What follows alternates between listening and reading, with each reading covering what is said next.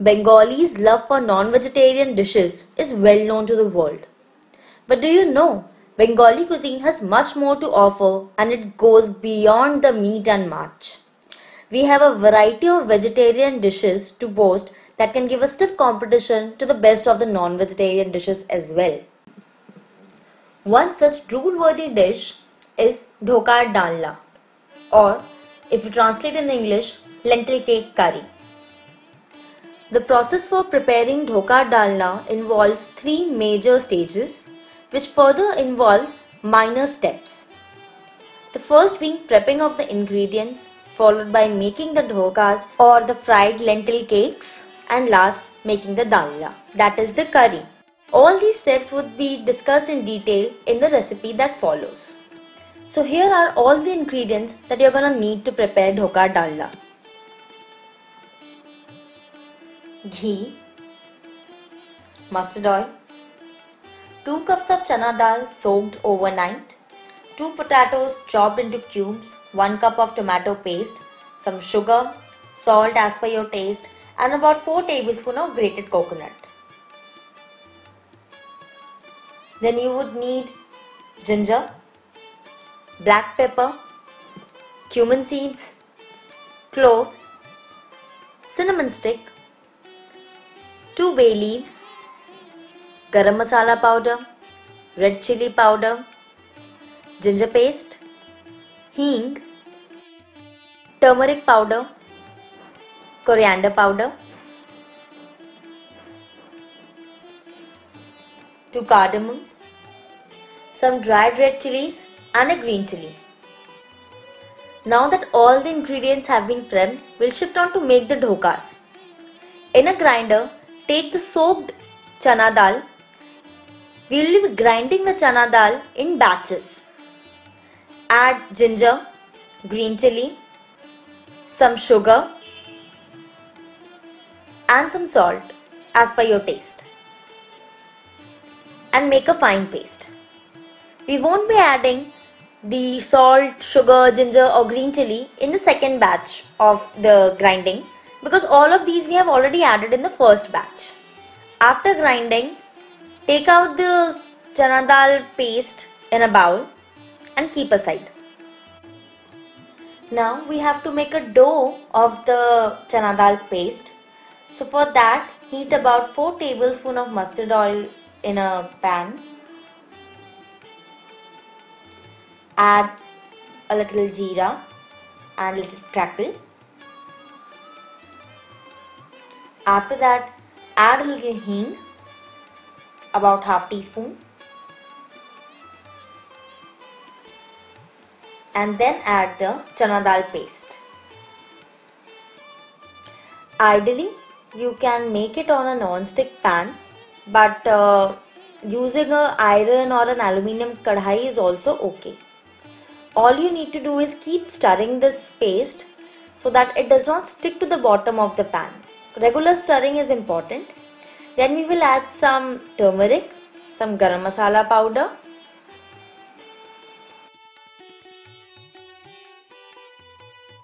two tablespoons of grated coconut, and mix again. You need to stir and mix till all the moisture present in this paste dries out and it becomes like a sticky dough. So it would take a lot of hard work, patience and about 10 minutes for you to get a dough-like consistency. You can see that all the moisture has dried out and the dough has become sticky. So this is the time when you put the flame off and shift on to shaping the dhokas. We need to shape out the dhokas while the dough is still hot. So take a flat surface like a chopping board and brush oil over it generously. Then put this dough over it and flatten the dough with a spatula or your hands. Be very careful as the dough is still hot, so don't burn yourself. You need to flatten out the dhoka into an even surface and shape it like a rhombus or a square. Rhombus meaning a diamond shape or a square.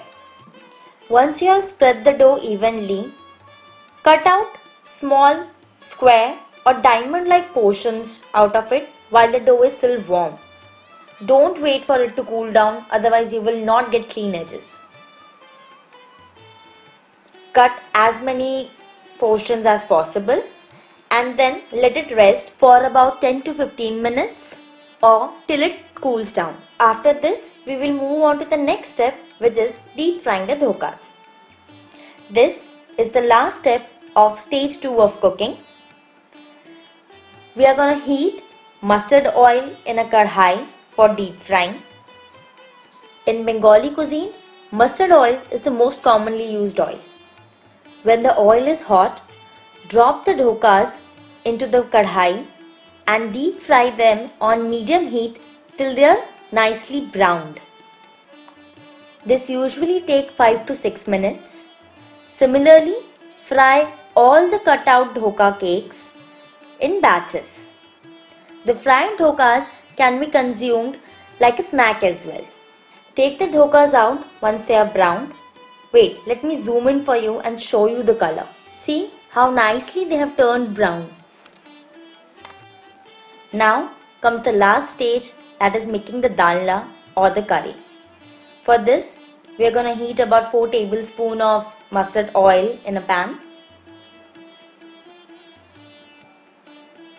Just when the oil heats, drop in 2 dried whole red chilies, 2 bay leaves, a cinnamon stick, some black pepper, some cloves, some jeera, and you will notice the jeera starts crackling, some hing. At this stage I forgot to add cardamoms, but you don't forget it and add the cardamoms also at this stage. I am going to add it later on in the video.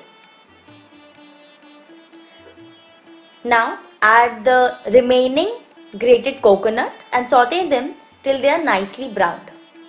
Onion and garlic is considered as Amish, that means non-veg, in Bengali cuisine, and that is the reason most vegetarian dishes do not use onions and garlic in them. The curry is based on dried whole spices, tomato and ginger. You will see that the grated coconut has released all the milk and oil and has started bubbling. So now is the stage when we will add the chopped potatoes. Potatoes is almost religious to all the Bengali cuisine, and you will find the use of potato in 90% of the dishes. We are going to saute the potatoes well with the dried spices and add a little salt to sweat them out. Adding salt will make the potatoes release the water stored in them, and that is known as sweating. Now we add ginger paste. Here I have used grated ginger paste. You can also make a paste in a grinder or use the store-bought ones. Now next we add in tomato paste. Here I have used fresh paste made at home. You can also use the tomato puree that is available in markets. Saute everything well. Now we will add turmeric powder, coriander powder, red chili powder. Here I have used Kashmiri Lal Mirch as it gives a nice red color to the curry. Some garam masala, a little sugar to balance out the flavor of the spices, and also caramelized sugar gives a nice color to the gravy. Mix the spices in and saute this masala for about 4 to 5 minutes. Now we will add some water, cover the pan with the lid and let the potatoes simmer in the curry till they are nicely cooked and mushy. After about 8 to 10 minutes you will see that all the water has dried out and the potatoes are cooked. So now we will mix in the fried dhokas in this masala and saute them. Be gentle while stirring and do not break the shape of the dhokas. Now we'll add a little more water and let the dhokas simmer in the curry so that the dhokas absorb all the flavors of the masala in them. Cover with the lid and put back on simmer. You can also check for the seasoning and add salt if required. Check after 5 to 6 minutes. You will see that the dhokas have absorbed a little bit of the curry water. Now last, we'll drizzle over about a teaspoon of ghee over the curry to end the cooking. Turn off the flame and your dhoka dalna is ready to serve. Dhoka dalna tastes best when teamed up with steamed rice or sweet pulao. I hope you enjoyed this recipe. So hit the like button and don't forget to subscribe our channel for more such interesting recipes.